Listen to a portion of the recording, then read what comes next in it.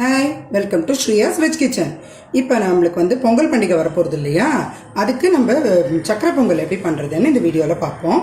தேவையான பொருள் என்னென்னா, 1 டம்ளர் பச்சரிசி, இதுக்கு 1.5 டம்ளர் வெல்லம், 1 டம்ளர் பால், அப்புறம் 3 டம்ளர் தண்ணி. 1க்கு 4 தண்ணி பிடிக்கும், அப்போ தான் குழவா நன்னா வரும்.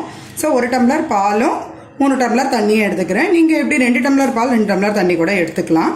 அப்புறம் முந்திரி பருப்பு, திராட்சை, ஏலக்காய் பொடி, கொஞ்சோண்டு குங்குமப்பூ, இதெல்லாம் ஆப்ஷனல், வேணும்னா இதுக்கு போட்டுக்கலாம். ப்ளஸ் தேவையான அளவு நெய்யும் கணக்குன்னு கிடையாது, நம்மளுக்கு எவ்வளோ வேணுமோ அவ்வளோ விட்டுக்கலாம். இப்போ எப்படி பண்ணுறதுன்னு பார்க்கலாம். இப்போ எடுத்து வச்ச 1 டம்ளர் அரிசியை நல்லா களைஞ்சிட்டு அதில் 1 டம்ளர் பால், 3 டம்ளர் தண்ணி விட்டு இப்போ குக்கரில் ஒரு 4 சவுண்டு விட்டு எடுத்துக்க போகிறோம். இப்போ மூடி நான் சவுண்டு விட்டு எடுத்துகிட்டு காமிக்கிறேன். இப்போ நீங்கள் குக்கரில் டைரெக்டாக வைக்கும்போது இந்த மாதிரி பெரிய குக்கரில் கொஞ்சம் அளவாக எடுத்துட்டா வழியாது. ரொம்ப நீங்கள் கரெக்டான அளவு போட்டேன்னா பாதி பாலும் தண்ணியும் வெளியில் வழிஞ்சு வேஸ்ட்டாக போயிடும். யூஸ்வலி நம்ம வெங்கலப்பானையில் தான் பொங்கல் அன்னைக்கு பண்ணுவோம். இது நான் அது மாதிரி நைவேத்தியம் பண்ணுறதுக்குனே தனியாக இந்த ஒரு குக்கர் வச்சுட்டுருக்கேன், அதனால இதில் பண்ணுறேன். வெங்கலப்பானைன்னா டைரெக்டாக வேக வைக்கணும்.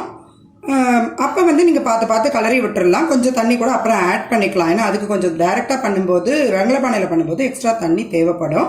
இந்த மாதிரி பெரிய குக்கரில் கொஞ்சம் அளவாக வச்சேன்னா ஒரு பிட்டு இது கூட வேஸ்ட் ஆகாமல் உங்களுக்கு வெளியில் தண்ணி வராது, தண்ணியோ பாலோ. அது மாதிரி பார்த்துக்கோங்க குக்கரில் வைக்கும்பொழுது. இப்போ நம்ம குக்கரில் வச்சுருக்கோம் இல்லையா, அது சவுண்டு வரத்துக்குள்ளே நம்ம வெல்லத்தையும் கரைச்சி கொஞ்சம் பாகு பண்ணி வச்சுட்டுலாம்.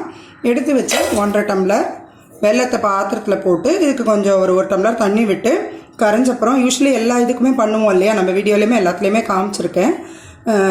மண்ணெல்லாம் வடிகட்டிட்டு திருப்பி ரொம்ப இதுக்கு பதமெல்லாம் கிடையாது, கொஞ்சம் கெட்டி பாக வர வரைக்கும் வச்சு எடுத்துக்கணும். அது எப்படி ஆறுதுன்னு நான் உங்களுக்கு காமிக்கிறேன். இப்போது நான் ஒரு 4 விசில் வந்து ப்ரெஷர் அடங்கி ஓப்பன் பண்ணுறோம் குக்கரை. நல்லா வெந்திருக்கு. இதை மிக்ஸ் பண்ணி விட்டுட்டு ஒரு தடவை நல்லா குழஞ்சி வெந்திருக்கு பாருங்க. வேணும்னா இந்த ஸ்டேஜில் கொஞ்சம் தண்ணியோ பாலோ கூட ஆட் பண்ணிக்கலாம். தண்ணின்னா கொஞ்சம் வெந்நீராக வச்சு ஆட் பண்ணிக்கலாம். நான் கொஞ்சம் ஆட் பண்ணிவிட்டு காமிக்கிறேன். இந்த வெல்லம் கரைச்சி வச்சுருந்தோம் இல்லையா, அது இது மாதிரி திக்காக வந்துடுத்து. ரொம்ப தண்ணி விடாமல் வச்சுக்கோங்க. ஸோ இது மாதிரி திக்காக வந்தது, நம்மளுக்கு ஒன்றும் பதமெல்லாம் பார்க்க வேண்டாம், இப்படி திக்கான பதம் அவ்வளோதான். இப்போ இதை வந்து அது நல்லா சாதமும் குழச்சுண்டாச்சு. அதில் இதை தூக்கி விட்டுட்டு நம்ம கேஸ் ஸ்டவ்வில் வச்சு கலர வேண்டியது தான். பாகு இதில் ஆட் பண்ணிடலாம்.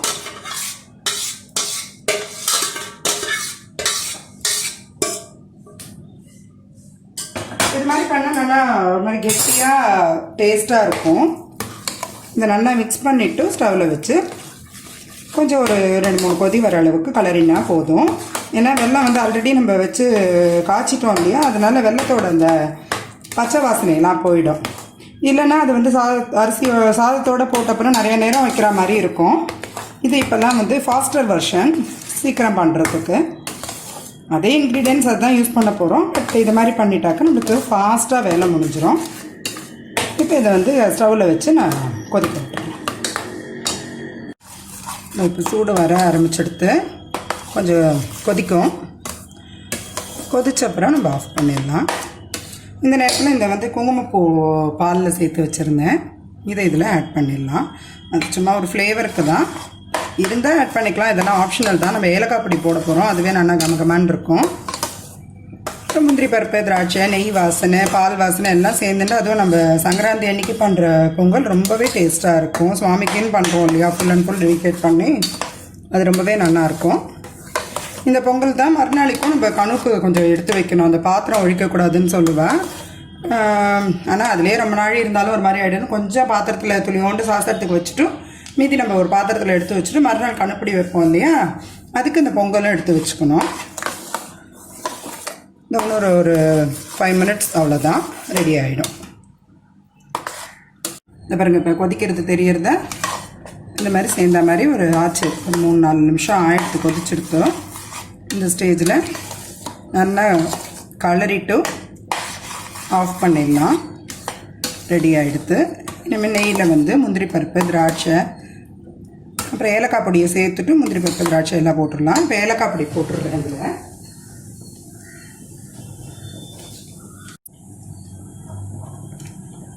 இது கூட வேணால் ஜாதிக்காயும் பொடி பண்ணிக்கலாம்.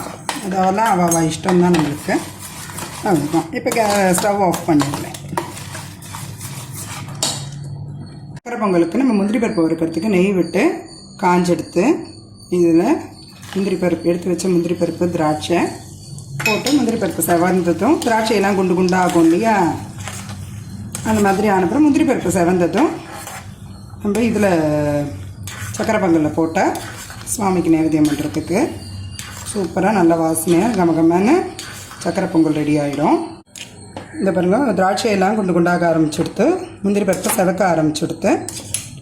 கொஞ்சம் கவனமாக நம்ம பார்த்து பண்ணணும். இல்லைன்னா வெளியில் பக்கத்தில் இடத்துல வச்சுட்டு போயிடக்கூடாது. அப்படின்னா முந்திரி பருப்புலாம் கருத்து போயிடும். கருந்து போயிடுச்சுன்னா ஸ்மெல்லே மாறி போயிடும் சக்கரை பொங்கலுக்கு. இதாக எடுத்து ஒரு நிமிஷம் ஆஃப் பண்ணி அதிலே வச்சாக்கா அந்த சூடே போதும். அந்த சூட்டில் ஒன்று கொஞ்சம் செவந்ததும் சக்கரை பொங்கலில் சேர்த்து விட்றேன். இது இப்போது சக்கரை பொங்கல் மேலே போட்டாச்சு. போட்டு மிக்ஸ் பண்ணால் நெய்யெல்லாம் அவாவா இஷ்டம்தான். நம்மளுக்கு எவ்வளோ வேணுமோ விட்டுக்கலாம். இவ்வளோன்னு அளவுலாம் கிடையாது. மெயினாக இதில் நம்மளுக்கு இந்த சாதம் நல்லா குழையிறதுக்கு தண்ணி அளவு அதெல்லாம் தான் ரொம்ப இம்பார்ட்டன்ட். வெல்லத்தோட அளவு இம்பார்ட்டன்ட். மற்றபடி நெய் முந்திரி பருப்போ திராட்சைக்கோ கணக்கே கிடையாது. உங்களுக்கு எவ்வளோ வேணுமோ அவ்வளோ போட்டுக்கலாம். இப்போ அருமையான சக்கரை பொங்கல் ரெடி ஆகிடுது. இப்போது சக்கரை பொங்கல் சூப்பராக ரெடி ஆகிடுது. உங்களுக்கு எங்கள் வீடியோஸ்லாம் பிடிச்சிருந்தா லைக் பண்ணுங்க, ஷேர் பண்ணுங்க, கமெண்ட் பண்ணுங்க. இது வரைக்கும் சப்ஸ்கிரைப் பண்ணலைன்னா எங்கள் யூடியூப் சேனலை சப்ஸ்கிரைப் பண்ணிக்கோங்க. நோட்டிஃபிகேஷன் உடனுக்குடன் வரத்துக்கு பெல் பட்டனை ப்ரெஸ் பண்ணிவிட்டு அதில் ஆளுங்கிற ஆப்ஷனை ப்ரெஸ் பண்ணி வச்சுக்கோங்க.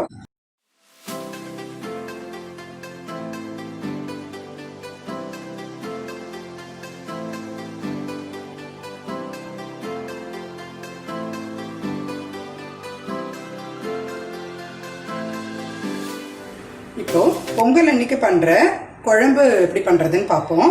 அதுக்கு என்னெல்லாம் தேவையான பொருட்கள்னால், ஒரு கப்பு துவரம்பருப்பு மஞ்சப்பொடி போட்டு குக்கரில் வேக வச்சுக்கணும். அப்புறம் தேவையான காய் எது வேணால் போடலாம், நம்ம இஷ்டம்தான்.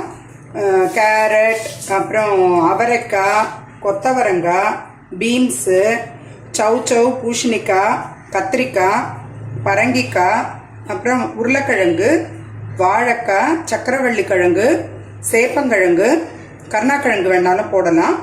அப்புறம் 2 பச்சை மிளகாய் அது மாதிரி கீரி அதோட வேக போடணும். கொஞ்சம் தக்காளி, அப்புறம் புளி கரைசல் கொஞ்சம்.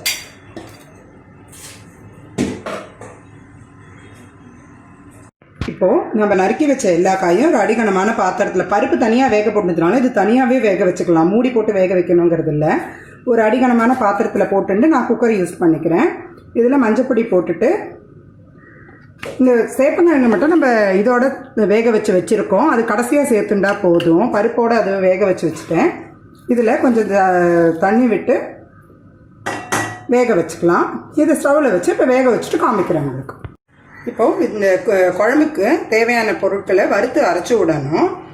அரைச்சி விடுறதுக்கு தேவையானது, இதுக்கு கடலைப்பருப்பு ஒரு 1.5 ஸ்பூன், 1.5 டேபிள் ஸ்பூன், தனியா கொத்தமல்லி வேறு ஒரு 1.5 டேபிள் ஸ்பூன், அவளுக்கு தேவையான அளவு காரம் ஒரு 10லேருந்து ஒரு 12 மிளகா எடுத்து வச்சுட்டுருக்கேன். பெருங்காயம், அப்புறம் தேங்காய். இந்த அளவுக்கு தேங்காய், இந்த குழம்புக்கு இந்த அளவுக்கு தேங்காய். நீங்கள் எவ்வளோ காய் போடுறீங்களோ அதுக்கேற்ற மாதிரி ப்ரொபோர்ஷனேட்டாக எல்லாம் ஜாஸ்தி பண்ணிக்கணும். இல்லை இன்னும் கம்மியாக பண்ணணுன்னா கம்மி பண்ணிக்கணும். இதெல்லாம் எண்ணெய் விட்டு வானிலையில் வறுத்து எடுத்துன்னு வந்துடலாம். இப்போ எடுத்து வச்சுருந்த சாமான்லாம் கொஞ்சம் எண்ணெய் விட்டு கடாயில் வறுத்து பருப்பு, தனியா, மிளகா, பெருங்காயம், கடைசியாக அதிலே தேங்காயும் போட்டு ஒரு பரட்டிட்டா வாசனையாக இருக்கும். எல்லாம் வறுத்து எடுத்துன்னு வந்தாச்சு. இதை மிக்சியில் ரொம்ப நைஸாக அரைக்க வேண்டாம், கொஞ்சம் குறைன்னு அரைச்சி எடுத்துன்னு வந்துடலாம். இப்போ இந்த காயெல்லாம் நல்லா வெந்துடுத்து நம்ம பொங்கல் குழம்புக்கு போட்டது. அதில் இந்த வேக வச்ச சேப்பங்கிழங்கு, இதான் நம்ம பருப்பு எடுத்து வச்சுருந்தோம் இல்லையா, வெந்த துவரம் பருப்பு போட்டுட்டு அரைச்ச விழுதியும் சேர்த்து கொதிக்க விடணும். இதுலேயே நம்ம வறுத்து அரைச்சின்னு வந்து விழுது. இந்த ஜாரை கொஞ்சம் தண்ணி விட்டு நம்ம, ஏன்னா குழம்பு தானே ரொம்ப திக்காக இருக்கணுங்கிறது இல்லை, இதையும் அலம்பி அதிலே விட்டுட்டு ஸ்டவ் ஆன் பண்ணிவிட்டு ஒரு 4 கொதி வந்தால் போகிறோம். உப்பு போடணும். உப்பையும் போட்டுட்டு ஆன் பண்ணி விட்டுடலாம்.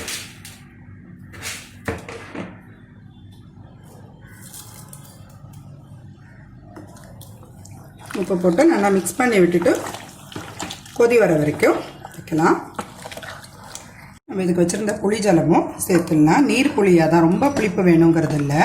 ஏன்னா முக்கால்வாசி காயெல்லாம் உங்களுக்கு நீர் காய் தானே, கொஞ்சம் திதிக்கிற காய்கள் தான், ரொம்ப புளிப்பு போடணுங்கிறது இல்லை. விட்டுட்டு இப்போ புளி எல்லாமே சேர்த்து போட்டாச்சு. 4 கொதி வரட்டும். வந்தால் ஆஃப் பண்ணிவிட்டு இறக்கி வச்சுட்டு தாளிக்க வேண்டியதான். பொங்கல் குழம்பு ரொம்ப ஈஸி தான், எல்லாருமே நீங்கள் இது பண்ணலாம். எல்லா காயும் அன்றைக்கி சேர்த்த திருப்தியும் வரும். ஹார்வெஸ்ட் ஃபெஸ்டிவல் இல்லையா பொங்கல், ஸோ எல்லா காய்கறியும் முக்கால்வாசி இதில் நாட்டுக்காய் தான், எல்லா காயும் சேர்த்த திருப்தியும் நம்மளுக்கு இருக்கும். இதுவும் ஆக்சுவலி நைவேத்தியத்துக்கு வைப்பா எங்கள் ஊர் பக்கம் தஞ்சாவூர் சைட்லலாம் இந்த பொங்கல் குழம்பும் நைவேத்தியத்துக்கு வைப்பா. இப்போது நல்லா கொதி வருது பற்றில எல்லா பக்கமும் நல்லா கொதிச்சுடுத்து. இந்த சமயத்தில் ஆப்ஷனல் வெல்லம் வேணும்னா உங்களுக்கு பிடிக்கும்னா சேர்த்துக்கலாம். நான் போடலை, வெல்லம் போடலை, நாங்கள் சேர்க்கல. சில பேர் சேர்ப்பா, அது உங்களோட விஷ். லைட்டாக அந்த ஒரு ஸ்வீட்னஸ் வந்து சில பேருக்கு பிடிக்கும். அவ்வளோதான். இப்போ ஆஃப் பண்ணிவிட்டு தேங்காய் எண்ணெயில் கடுகு, உளுத்தம்பருப்பு, மிளகா வத்தல், கருவேப்பிலை தாளிக்க வேண்டியது. தேங்காய் எண்ணெய் விட்டு காஞ்செடுத்து பொங்கல் குழம்புக்கு தாளிக்க இதில் கடுகு, பெருங்காயம் நம்ம வறுத்து போட்டாச்சு, வறுத்து அரைக்கிறதுலே போட்டு அரைச்சிட்டோம். அப்போ சேர்க்கலைன்னா இப்போ தாளிக்கரிச்சு பெருங்காயம் சேர்த்துக்கணும். எடுக்க ஆரம்பிச்சுட்டு உளுத்தம்பருப்பு, ஒரே ஒரு மிளகா வத்தல்,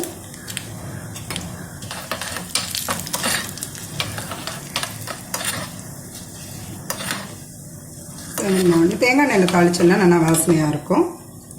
செவந்ததும் கருவேப்பிலையும் போட்டுட்டு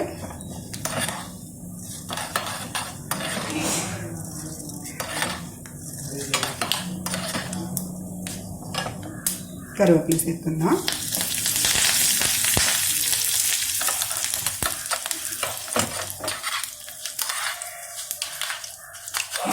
குழம்புல சேர்த்து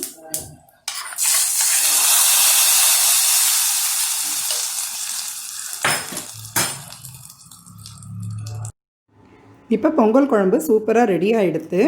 இந்த சக்கரை பொங்கலும் இந்த மாதிரி 7 காய் 9 காய் 11, நான் கிட்டத்தட்ட 13 காய் போட்டிருக்கேன்னு நினைக்கிறேன். இந்த காயெல்லாம் யூஸ் பண்ணி தான் பொங்கல் அன்றைக்கி குழம்பு பண்ணுவோம்.